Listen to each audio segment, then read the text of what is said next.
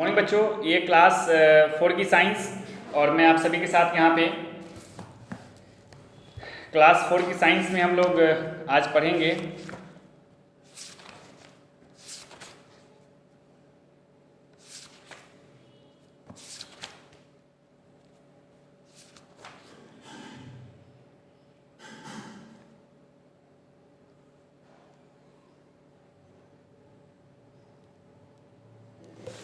Question answer की बात है।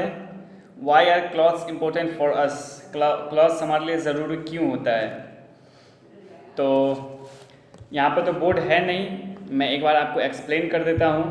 आप इसको लिखने की कोशिश कीजिएगा, उसके बाद जब अगले दिन हम आपको लिखवाएंगे, ठीक है, तो आप उससे फिर मैच कीजिएगा। तो क्वेश्चन है, शॉर्ट टाइप क्वेश्चन आंसर है, right short question answer. Question first है page number 62। Why are clothes important for us. Okay, why are clothes important for us, clothes हमारे लिए क्यों ज़रूरी है। Actually clothes protect us from rain, winter, okay, summer, from heat, cold, okay, and as well as insect। तो जो clothes होता है वो हमें इंसेक्ट से, वो हमें हीट से, वो हमें कोल्ड से, ओके, वो हमें रेन से बचाता है। इसलिए क्लॉथ्स बहुत इम्पोर्टेंट होता है। अगर क्लॉथ्स ना हो तो शायद हम लोग 1 से 2 साल भी ज़िंदा ना रह सकें, क्योंकि जो ठंड का मौसम आता है उसमें जिस प्रकार की ठंड होती है तो उसमें हम लोग एक ब्लैंकेट तो लेते ही हैं। अगर कभी कभी बर्दाश्त नहीं होता है तो एक से ज़्यादा ब्लैंकेट भी ले लेते हैं, 2 ब्लैंकेट ले लेते हैं, है ना। आप सभी को पता है कि 2 ब्लैंकेट 3 ब्लैंकेट ले लेते हैं और ओढ़ते हैं। अब सोचो कि अगर वैसे सीजन में अगर किसी को कह दिया जाए कि आपको किसी प्रकार का ब्लैंकेट नहीं मिलेगा, आप ऐसे ही सोए, तो उनकी क्या हालत होगी, है ना। तो क्लॉथ्स जो होता है वो हम सभी के लिए बहुत ज़रूरी होता है, बहुत ही इम्पोर्टेंट होता है। ओके, तो इसका आंसर हम लोग लिखेंगे why are clothes important for us, because clothes protect us from heat, cold, rain, insects. Okay, बस इतना ही रहने देंगे, या फिर इसमें आखिरी भी लिख लेंगे so it is important, so they are important। Why did early men use for their clothing? Why did early men use for their clothing? तो इसमें कहा गया है कि what did early men use for their clothing। early men जो थे वो क्या यूज़ करते थे, ठीक है। जो शुरुआती के दिनों में, आज से करीब करीब 50,000 साल पहले, 1 लाख साल पहले, ठीक है, जो अर्ली मैन हुआ करते थे वो क्लॉथिंग के लिए किस चीज़ का इस्तेमाल करते थे। तो वो अपने भोजन के लिए पशुओं का शिकार करते थे, जो एनिमल्स होते हैं उनका शिकार करते थे, ठीक है, जैसे हिरन है ना, डियर हो गया, और भी जो खतरनाक जानवर होते हैं उसका भी शिकार करते थे।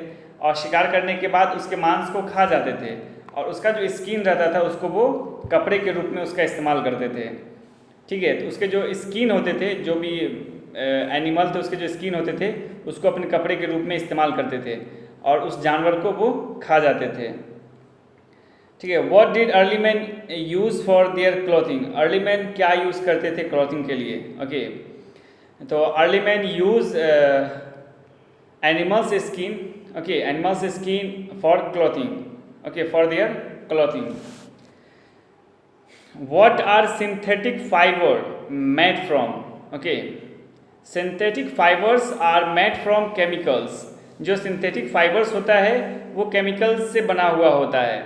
synthetic fibers जो होता है उसमें आग बहुत ही आसानी से पकड़ता है और वो आपके बदन पर चिपकने लगता है। इसलिए मना किया जाता है कि कोई भी महिला या फिर कोई भी लेडीज़ किचन में सिंथेटिक क्लॉथ्स को पहनकर नहीं जाना चाहिए, किसी भी महिला को, ठीक है, किसी भी महिला को सिंथेटिक क्लॉथ्स को पहनकर किचन में नहीं जाना चाहिए, बिकॉज उसमें जब आग पकड़ती है तो वो आपके स्किन से चिपकता है और उसको बुझाना या फिर उसके साथ उसको हटाना बहुत ही मुश्किल होता है। कभी कभी आप उस सिंथेटिक क्लॉथ जब जल रहा होता है उसको आप हटाने की कोशिश करोगे तो उसके साथ वो स्किन भी बाहर आ जाता है, ठीक है। इसीलिए सिंथेटिक क्लॉथ्स का यूज़ जो है वो किचन में मना किया जाता है।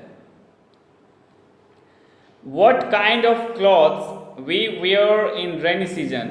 हम लोग जो है वो वाटरप्रूफ क्लॉथ्स का इस्तेमाल करते हैं रेनी सीजन में। वाटरप्रूफ क्लॉथ्स का इस्तेमाल हम लोग जब बारिश में भीगने के लिए निकलते हैं या फिर हमें जब बारिश हो रही होती है, इमरजेंसी केस में हमें मार्केट जाना होता है, तब जाकर हम लोग वाटरप्रूफ क्लॉथ्स का इस्तेमाल करते हैं। नहीं तो हम लोग वाटरप्रूफ क्लॉथ्स का इस्तेमाल नहीं करते हैं। अच्छा, क्वेश्चन नंबर 3 है what are synthetic fibres made from. तो synthetic fibres are made from chemicals. Okay, synthetic fibre जो होता है वो केमिकल से बना होता है। What kind of clothes we wear in rainy season? We wear waterproof clothes in rainy season. State any 2 methods of caring for clothes. तो clothes को कैसे केयर करना है, ठीक है। टू यूज़ मॉथबॉल्स, अगर आप किसी कपड़े को लंबे समय तक के लिए रखने जा रहे हैं, लंबे समय तक के रखने के लिए हम लोग किस कपड़े का इस्तेमाल करते हैं? वुलन क्लॉथ्स, यानी कि जिस कपड़े को हम लोग ठंडे में पहनते हैं, ठीक है, जिस कपड़े को हम लोग विंटर सीजन में पहनते हैं उसको हम लोग लंबे समय तक के लिए पैक कर देते हैं। अब लंबे समय तक के लिए उसको पैक कर रहे हैं तो उसको तो डेली खोल खोल कर देख नहीं सकते हैं कि उसमें कीड़ा लग गया या फिर क्या हुआ, कुछ भी उसमें का नहीं देख सकते हैं। तो इसके लिए क्या होता है कि हम लोग उसमें मॉथबॉल डालते हैं, यानी कि जो एक केमिकल गोली आता है, ठीक है, उसको रखने के बाद उसमें कोई भी इंसेक्ट नहीं लगता है, कोई भी कीड़ा उस कपड़े में नहीं लगता है। और जब भी आप उस कपड़े को निकालेंगे ना तो वो मॉथबॉल की तरह बदबू करेगा, तो उसको आप एक बार 2 बार धो लीजिए, उसके बाद फिर से वो कपड़ा पहले ही जैसा गंध देगा, मतलब कि बदबू नहीं देगा। तो state any 2 methods of caring for clothes. So the 2 methods of caring for clothes are first, use mothballs. Okay, use mothballs where you store the clothes. Second, dry the clothes carefully. Okay, and don't dry the clothes. Okay, तो don't dry your clothes in bright sunlight. जब बहुत ज़्यादा धूप कड़ी होती है, ठीक है, जब बहुत ज़्यादा आप देखेंगे धूप की जो सनलाइट होती है वो बहुत ज़्यादा जब कड़ी होती है तो उस टाइम में आपको कपड़े को नहीं सुखाना चाहिए। उससे क्या होता है, तो आपका कपड़ा सूखेगा ही और उसके साथ जो उसका कलर जो है, जो ओरिजिनल कलर है उसका वो भी डिस्पर्स हो जाएगा, ठीक है, वो भी गायब हो जाएगा, मतलब डिसअपियर हो जाएगा। What is the history of clothes? Explain.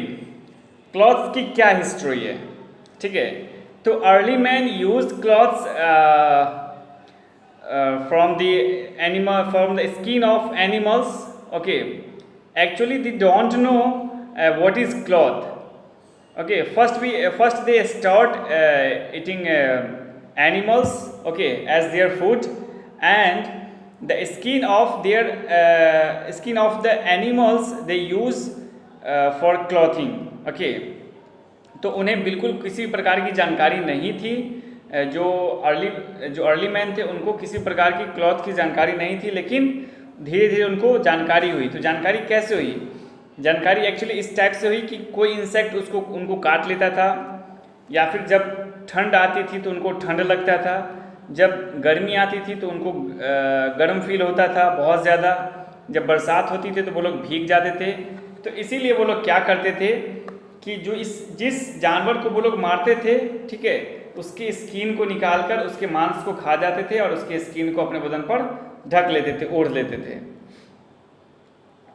How do cotton clothes protect us from heat? Cotton clothes कैसे हमें हीट से प्रोटेक्ट करता है? एक्चुअली कॉटन क्लॉथ्स एब्जॉर्ब और स्वेट आवर स्वेट। ओके, वो जो है हमारे पसीने को सोख लेता है, ठीक है, वो हमारे पसीने को एब्जॉर्ब कर लेता है, सोख लेता है और हमें ठंडा बनाए रखता है। सिंथेटिक क्लॉथ्स हमारे पसीने को नहीं सोखता है। ओके, कभी कभी मैं इसी कपड़े को पहनकर, ये कॉटन क्लॉथ्स है, इसको पहन के मैं आपका क्लास कभी कभी लेता हूँ तो आप देखते होंगे कि यहाँ पर भीगा हुआ है, यहाँ पर भीगा हुआ है ना। तो ये सब एब्जॉर्ब कर लेता है हमारे पसीने को और हमें ठंडा बनाए रखता है। What materials are used to make cloths? Clothes बनाने के लिए किस मटेरियल्स सबका इस्तेमाल किया जाता है, ठीक है। तो जूट का, ठीक है, जो प्लांट्स रिसोर्सेज है वो जूट है, ओके, वो कॉटन है। तो जूट और कॉटन का इस्तेमाल किया जाता है, ये सब नेचुरल है। नेचुरल में आप वूल को भी ले लें, ठीक है, उसका भी इस्तेमाल करके हम लोग क्लॉथ्स बनाते हैं।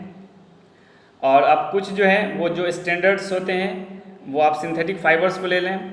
सिंथेटिक फाइबर्स जो होते हैं वो नेचुरल फाइबर्स से मजबूत होते हैं, स्ट्रॉन्ग होते हैं, ठीक है। उसको बहुत ही आसानी से नहीं फाड़ा जा सकता है, ठीक है, उसको बहुत ही आसानी से अलग नहीं किया जा सकता है, बहुत ही मजबूत होते हैं।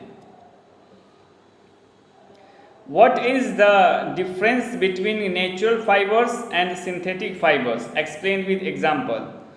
What is the difference between natural fiber? Natural fiber और synthetic fiber के बीच में difference क्या है, अंतर क्या है, इसी के बारे में बताना है। Explain with example. Example के साथ इसको explain कीजिए। तो natural fiber, fiber that we get from animals or plants, that is natural fiber, okay. And synthetic fibers means it's just made from chemicals, okay. Synthetic fibers are stronger than natural fiber, okay, and it long last because it is very strong, okay. तो जो synthetic fibres होते हैं वो लंबे समय तक चलते हैं और जो नेचुरल फाइबर होते हैं वो लंबे समय तक नहीं चल पाते हैं अपने कमज़ोर होने के कारण। तो इसके एग्जांपल भी आप लोग देखेंगे बुक को पलट कर। और इतना ही मैं रखता हूँ, जो मैंने बताया है क्वेश्चन आंसर उसको उसी तरीके से लिखने की कोशिश कीजिए।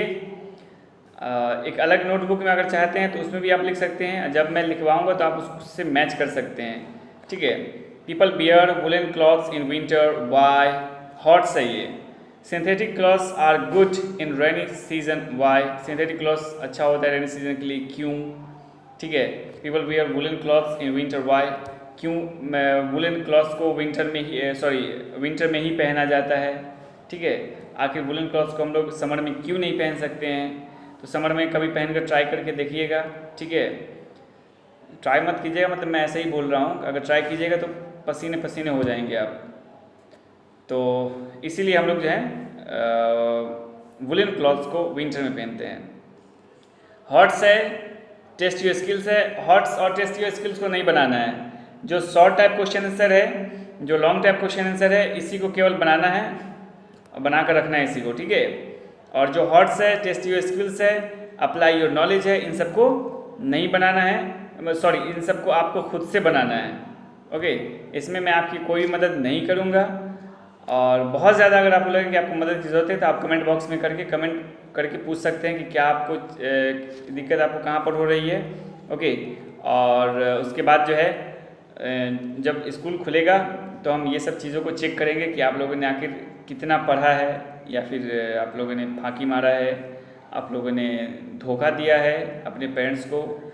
तो उससे बेहतर है कि क्लास को अटेंड कीजिए, कमेंट कीजिए कि आज आप प्रेजेंट थे या एब्सेंट थे, ये ज़रूर कमेंट किया कीजिए। बिकॉज मैं उनको रेगुलर देख रहा हूँ जो बच्चे कमेंट कर रहे हैं, ठीक है।